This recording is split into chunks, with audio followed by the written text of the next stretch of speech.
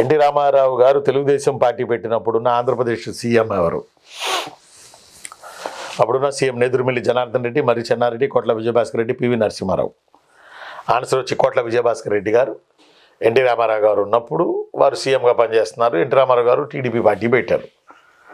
నారాయణ భాస్కరరావు గారు, ఎన్టీ రామారావు గారు, రామోజీరావు గారు వీళ్ళు ముగ్గురు కలిసి టీడీపీ పార్టీ పెట్టారు. ఒక రకంగా చెప్పాలంటే నారాయణ భాస్కరరావు ప్లాన్ గీశారు, రామోజీరావు రాశారు, రామారావు నటించారు.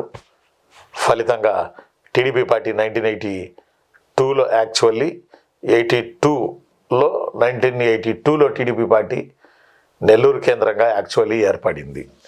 బంపర్ మెజారిటీతో గెలిచింది. నందమూరి తారక రామారావు గారి పార్టీ గురించి, 2 సార్లు గెలిచిన విధానం గురించి, ఆయన ప్రవేశపెట్టిన సంస్కరణల గురించి ఎక్కువగా చూసుకోవాలి మీరు. మరీ 56 తర్వాత జరిగిన సంఘటనల్లో